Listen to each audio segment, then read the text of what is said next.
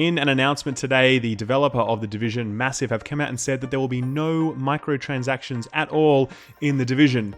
And if this sounds fishy to you, you are not alone. Stick around while we figure out what exactly this means.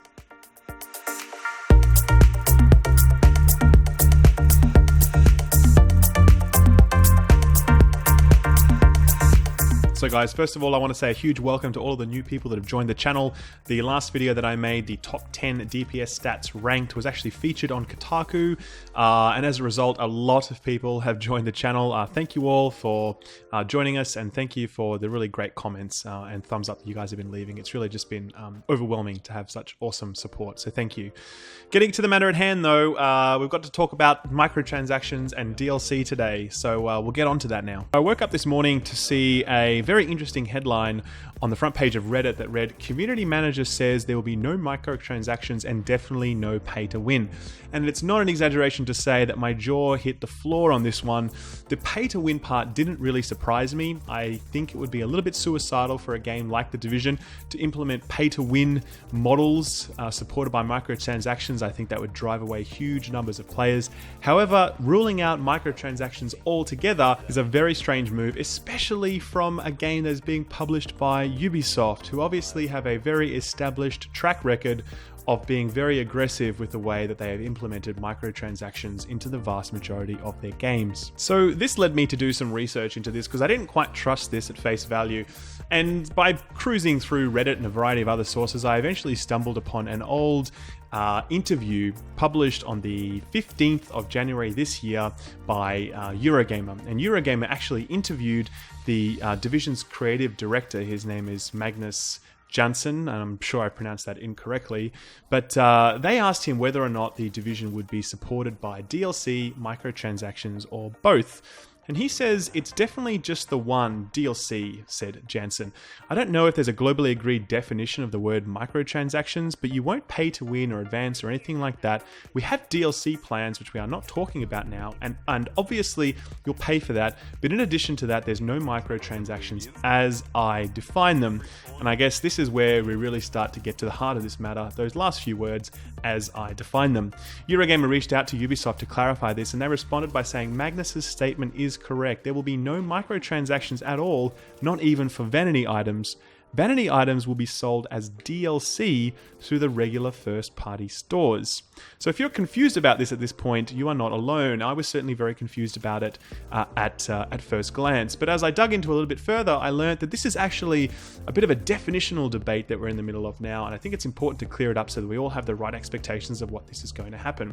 I think when Magnus was talking about microtransactions, he was actually referring to the purchase of additional in-game currency that could be used to purchase other things. So one example of this is, say, Destiny, where they have their silver system, where you could buy silver and then you can use that to buy various emotes in the game. So I think Magnus is actually saying that there won't be any system in the game where you can purchase in-game currency with real dollars and then use that currency to buy other things. And this is particularly relevant given that there's also, recently it's been unveiled that there is something called a Phoenix card that is used in game, and you use these and it holds Phoenix points, and these Phoenix points are used to purchase gear. So many people were concerned that you would be able to purchase these Phoenix points and you would be able to use them to purchase end-game gear, thereby making the game ultimately pay to win. So Ubisoft have come out and said that there are no microtransactions, but they have not gone back and clarified their statement with relation to what DLC is and their plans to sell vanity items as DLC. So what I think they actually mean here is that they will be selling vanity items such as cosmetic gear and skins and other things that enhance the visual presentation of our characters and the weapons that we use. But they will not be selling them through a microtransaction system, which they are defining as purchasing one form of currency and then using that currency to purchase things in game. I think it will be a straight up purchase of those items. So if you want to buy a skin, you will have to pay, $5 for that skin rather than paying $5 for in-game currency and then using that in-game currency to purchase the skin. So it's a very It's a very semantics-based debate at this point. I get that. I'm not 100% sure that this is the case. However, looking at the available information, looking at the quotes, and also just applying logic and reason to it, I mean, I really don't think it would be a very smart business decision for Ubisoft to not sell any additional vanity-based content for real-world dollars in this game. I mean, let's be real here. They're a publisher, and there's a huge market for this stuff.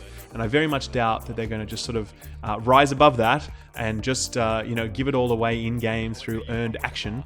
I'm very sure that they see the dollars and cents in this, and they do want to be able to sell vanity items. They have said that they will do that, and they are going to do it, I believe, through this, what they are defining DLC, but they are not going to do it through what they are defining as a microtransaction model, which is purchasing one type of currency with in-game dollars and then using that currency in-game. So guys, I'd really like to hear from you guys on what you think about this. Obviously, DLC is one of those topics that's really emotive, so to speak.